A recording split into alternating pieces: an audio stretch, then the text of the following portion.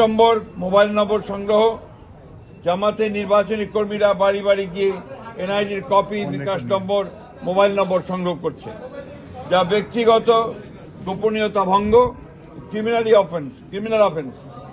এই বিষয়ে আমরা ইতিপূর্বে আচরণ বিধি ভঙ্গের আপত্তি জানিয়েছি।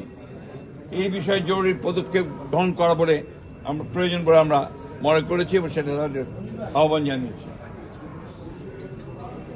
লেভেল প্লেইং ফিল্ডে বাংলাদেশ জাতীয় দল বিএনপি আসন্ন জাতীয় সংসদ নির্বাচনে সুষ্ঠু, অবাধ, অংশগ্রহণমূলক, গ্রহণযোগ্য করার জন্য লেভেল প্লেইং ফিল্ডে বিশ্বাসী। এই জন্য আমাদের দলের চেয়ারম্যান ব্যক্তিগত সফর বাতিল করেছেন, অথচ বিভিন্ন রাজনৈতিক দলের দলীয় প্রধান সহ অন্যান্য গুরুত্বপূর্ণ ব্যক্তিরা প্রতিনিয়ত আচরণবিধি ভঙ্গ করে দলীয় প্রচারণা চালাচ্ছে। এই বিষয়ে আমরা জরুরি ব্যবস্থা গ্রহণ করার জন্য অনুরোধ জানিয়েছি।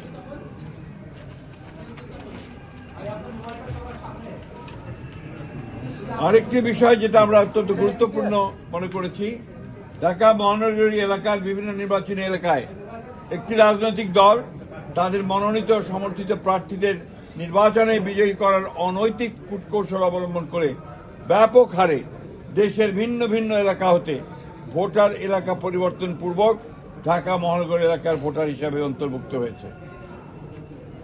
মোট কত সংখ্যক ভোটার কোন কোন এলাকা থেকে ঢাকা মহানগরীর কোন কোন এলাকায় সংসদীয় নির্বাচনী এলাকায় কোন কোন তারিখে এবং কি কারণে স্থানান্তর করা হয়েছে, ঘোষিত কারণসমূহ স্থানান্তরিত ভোটারদের বিস্তারিত বিবরণ জরুরি ভিত্তিতে আমাদেরকে সরবরাহ করার জন্য আমরা অনুরোধ করেছি। বিভিন্ন নির্বাচনী এলাকার রিটার্নিং অফিসার, সহকারী রিটার্নিং অফিসার, পুলিশ সুপার, থানার ভারপ্রাপ্ত কর্মকর্তা সহ অন্যান্য কর্মকর্তাবৃন্দ একটি দলের পক্ষে কিছু কিছু ন্যাক্কারজনকভাবে কাজ করছে বলে আমরা অভিযোগ পেয়েছি। সেই বিষয়গুলো আমরা তাদের গোচরীভূত করেছি। সুষ্ঠু, অবাধ ও গ্রহণযোগ্য নির্বাচনের স্বার্থে তদন্ত গ্রহণপূর্বক তাদেরকে প্রত্যাহার করার জন্য আমরা অনুরোধ জানিয়েছি। নির্বাচন কমিশনের কতিপয় সিনিয়র কর্মকর্তা সহ কয়েকজনের বিরুদ্ধে আমরা অভিযোগ পেয়েছি যে তারা কোন একটি নির্দিষ্ট দলের পক্ষে কাজ করছেন।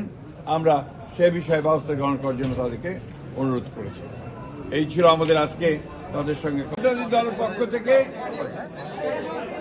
আজকে প্রধান নির্বাচন কমিশনারের কার্যালয়ে এসে তার সঙ্গে দেখা করে আমাদের নির্বাচন সংক্রান্ত অনেকগুলো বিষয় ছিল, সেই বিষয়গুলো আমরা তাদের সামনে তুলে ধরেছি। আমরা মনে করি যে নির্বাচন কমিশন অনেকগুলো ক্ষেত্রেই তারা তাদের কার্যকলাপের মধ্য দিয়ে প্রশ্নবিদ্ধ আচরণ করছে। যে বিষয়গুলো আমরা তুলে ধরেছি তার মধ্যে প্রধান যে বিষয়টি ছিল যে আপনারা জানেন যে পোস্টাল ব্যালটের যে বিষয়টি, এটা কিন্তু এখনো পুরোপুরি সমাধান হয়নি।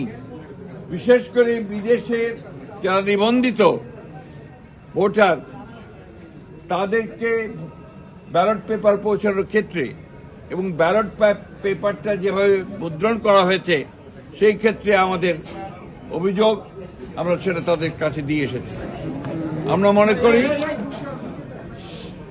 মনে করি যে এই ব্যালট পেপারটি সঠিক নয়, এখানে পক্ষপাতিত্ব করা হয়েছে এবং কোনো একটি দলকে বিশেষভাবে সুবিধা দেওয়ার চেষ্টা করা হয়েছে। আমরা নির্বাচন কমিশনকে এটাকে পরিবর্তনের জন্য আহ্বান জানিয়েছি।